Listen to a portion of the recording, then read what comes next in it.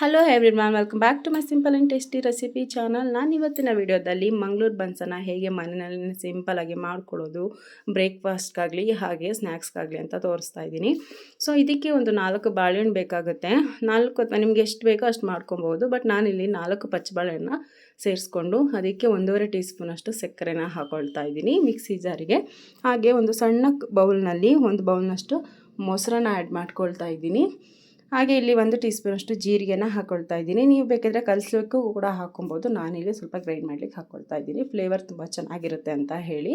ಹಾಗೆ ಒಂದು ಚಿಟಿಕೆ ಸೋಡವನ್ನು ಸೇರಿಸ್ಕೊಳ್ತಾ ಇದ್ದೀನಿ. ನೆಕ್ಸ್ಟ್ ರುಚಿಗೆ ತಕ್ಕಷ್ಟು ಉಪ್ಪನ್ನು ಸೇರಿಸ್ಕೊಂಡು ಇದನ್ನು ಸಣ್ಣಗೆ ಪೇಸ್ಟ್ ಮಾಡ್ಕೊಬೇಕಾಗುತ್ತೆ. ಈ ಪೇಸ್ಟನ್ನು ನಾವು ಒಂದು ಪಾತ್ರೆಗೆ ಟ್ರಾನ್ಸ್ಫರ್ ಮಾಡ್ಕೊಳ್ತಾ ಇದ್ದೀನಿ. ನೋಡ್ತಾ ಇರ್ಬೋದು. ನಿಮಗೆ ಗೋಧಿ ಇಷ್ಟ ಇದ್ದರೆ ಗೋಧಿ ಹಾಕ್ಕೊಳ್ಳಿ, ಮೈದಾ ಅಂದರೆ ಮೈದಾ ಹಾಕ್ಕೊಳ್ಳಿ. ನಾನಿಲ್ಲಿ ಎರಡನ್ನೂ ಸೇರಿಸಿ ಹಿಟ್ಟನ್ನು ಕಲಿಸ್ತಾ ಇದ್ದೀನಿ. ನೋಡ್ತಾ ಇರ್ಬೋದು. ಒಂದು ಸಣ್ಣ ಕಪ್ಪಲ್ಲಿ ಮೈದಾ ಹಿಟ್ಟನ್ನು ಹಾಕ್ತಾ ಇದ್ದೀನಿ. ಸೊ ಇನ್ನೊಂದು ದೊಡ್ಡ ಬೌಲ್ನಲ್ಲಿ ನಾನಿಲ್ಲಿ ಗೋಧಿ ಹಿಟ್ಟನ್ನು ತೊಗೊಂಡಿದ್ದೀನಿ.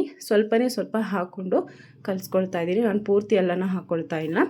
ಸೊ ನಿಮಗೆ ಹಿಟ್ಟು ಯಾವ ಅದಕ್ಕೆ ಬೇಕೋ ಅದಕ್ಕೆ ಕಲಿಸ್ಕೊಳ್ಳಿ. ಅಂದರೆ ಈ ಗೋಧಿ ಏನಿದೆ ಅದನ್ನು ಚೆನ್ನಾಗಿ ನಾದ್ಕೊಬೇಕು. ಸೊ ನಮ್ಮ ಚಪಾತಿಯನ್ನು ಹೇಗೆ ಕಲಿಸ್ತೀವಿ ಹಿಟ್ಟನ್ನು, ಅದಕ್ಕಿಂತ ಸ್ವಲ್ಪ ತೆಳುವಾಗಿರಬೇಕು, ಕನಕಕ್ಕಿಂತ ಸ್ವಲ್ಪ ಗಟ್ಟಿಯಾಗಿರಬೇಕು. ಆ ಒಂದು ಮೆಜರ್ಮೆಂಟಲ್ಲಿ ನಾವು ಈ ಒಂದು ಮಂಗಳೂರು ಬನ್ಸ್ನ ಹಿಟ್ಟನ್ನು ಕಲಿಸ್ಕೊಬೇಕಾಗತ್ತೆ. ನೋಡಿ, ಸ್ವಲ್ಪ ಆಯಿಲನ್ನು ಸ್ಪ್ರೆಡ್ ಮಾಡಿ ಇದನ್ನು ಓವರ್ ನೈಟು ನಾವು ನೆನೆಯಲಿಕ್ಕೆ ಇಡಬೇಕು. ಒಂದು 6 to 8 ಅವರ್ ಆದರೂ ಹಾಕಬೇಕು. ಇದನ್ನು ಸೈಡಲ್ಲಿ ಇಟ್ಬಿಡೋಣ. ಇವಾಗ ಒಂದು 8 ಅವರ್ ಆಗಿದೆ ಅಂದರೆ ನಾನು ನೈಟೇ ಕಲಸಿಟ್ಟಿದ್ದೆ. ಇವಾಗ ಡೇ ಆಗಿದೆ. ಸೊ ಇವಾಗ ಪ್ಲೇಟ್ ತೆಗೆದು ತೋರಿಸ್ತಾ ಇದ್ದೀನಿ. ನೋಡ್ತಾ ಇರ್ಬೋದು, ತುಂಬ ಸಾಫ್ಟಾಗಿ ಬಂದಿದೆ. ಇದನ್ನು ಒಮ್ಮೆ ನಾದ್ಕೊಳ್ಳೋಣ. ಜಾಸ್ತಿ ನಾದ್ಲಿಕ್ಕೆ ಹೋಗ್ಬೇಡಿ, ಸ್ವಲ್ಪ ಸಿಂಪಲಾಗಿ ನಾದ್ಕೊಳ್ಳೋಣ. ಎಷ್ಟು ಸಾಫ್ಟಾಗಿ ಬಂದಿದೆ ನೋಡಿ, ಎಳೆ ಥರ. ಇದನ್ನು ನಾದ್ಕೊಂಡು ಉಂಡೆಗಳನ್ನು ಮಾಡಿಟ್ಕೊಳ್ತಾ ಇದ್ದೀನಿ. ನೋಡ್ತಾ ಇರ್ಬೋದು, ಒಂದು 7 ಉಂಡೆಗಳು ರೆಡಿಯಾಗಿದೆ. ಸೊ ಆರಾಮಾಗಿ ನಿಮಗೆ ಬ್ರೇಕ್ಫಾಸ್ಟ್ಗೆ ಕಡಿಮೆ ಜನ ಇದ್ದರೆ ಮಾಡ್ಕೊಬಹುದು. ಹಾಗೆ ಸ್ನ್ಯಾಕ್ಸ್ ತಿನ್ನಲಿಕ್ಕೆ ಟೀ ಟೈಮಲ್ಲೆಲ್ಲ ತಿನ್ನಲಿಕ್ಕೂ ತುಂಬ ಚೆನ್ನಾಗಿರುತ್ತೆ.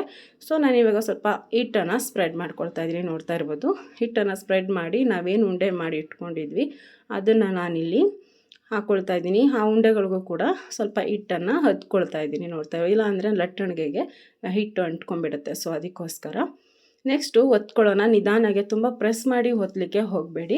ನಿಧಾನಾಗೆ ನಾವು ಲಟ್ಟಿಸ್ಕೊಬೇಕಾಗುತ್ತೆ ಈ ಹಿಟ್ಟನ್ನು.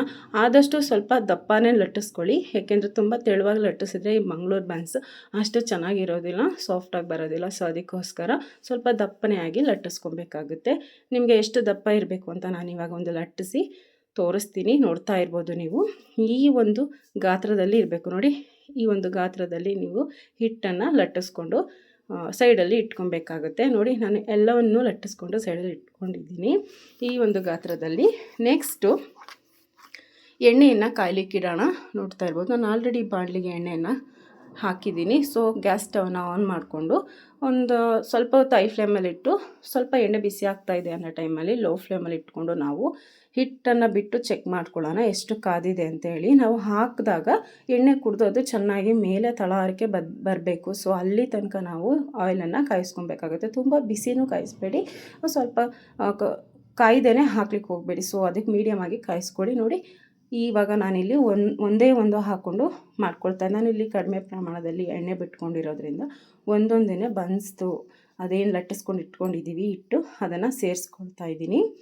ಇವಾಗ ನಿಧಾನಕ್ಕೆ ಸ್ವಲ್ಪ ಎಣ್ಣೆಯನ್ನು ಸೈಡಿಂದ ಸ್ಪ್ರೆಡ್ ಮಾಡ್ಕೊಬೇಕಾಗುತ್ತೆ ಮೇಲಕ್ಕೆ. ಏಕೆಂದರೆ ಅದು ಮೇಲ್ಗಡೆಯೂ ಕೂಡ ಆಯಿಲಲ್ಲಿ ಬೇಯಬೇಕಲ್ವ. ಸೊ ಅದಕ್ಕೋಸ್ಕರ ನೋಡಿ, ಈಗ ಹುಬ್ಬಿ ಬರ್ತಾ ಇದೆ. ನೆಕ್ಸ್ಟು ನಾವು ಇನ್ನೊಂದು ಸೈಡು ಬೇಯಿಸ್ಕೊಳ್ಳೋಣ. 2 ಸೈಡು ನಾವು ಲೋ ಫ್ಲೇಮಲ್ಲೇ ಬೇಯಿಸ್ಕೊಬೇಕು.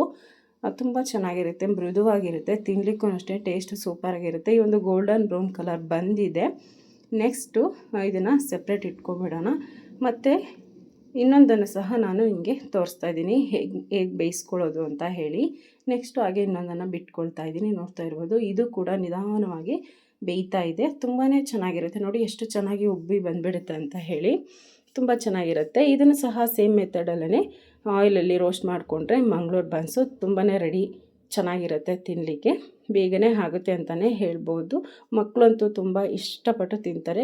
ಯಾರೆಲ್ಲ ನನ್ನ ಚಾನಲ್ನ ಸಬ್ಸ್ಕ್ರೈಬ್ ಮಾಡಿಲ್ಲ ಅವರು ದಯವಿಟ್ಟು ಸಬ್ಸ್ಕ್ರೈಬ್ ಮಾಡ್ಕೊಳ್ಳಿ. ಹಾಗೆ ಪಕ್ಕದಲ್ಲಿರುವ ಬೆಲ್ ಐಕಾನ್ ಪ್ರೆಸ್ ಮಾಡಿ, ವಿಡಿಯೋಗೊಂದು ಲೈಕ್ ಕೊಡಿ, ಹಾಗೆ ಶೇರ್ ಕೂಡ ಮಾಡಿ ಅಂತ ಹೇಳ್ತಾ ನೆಕ್ಸ್ಟ್ ವಿಡಿಯೋದಲ್ಲಿ ಸಿಗ್ತೀನಿ. ಅಲ್ಲಿ ತನಕ ಟೇಕ್ ಕೇರ್, ಬಾಯ್.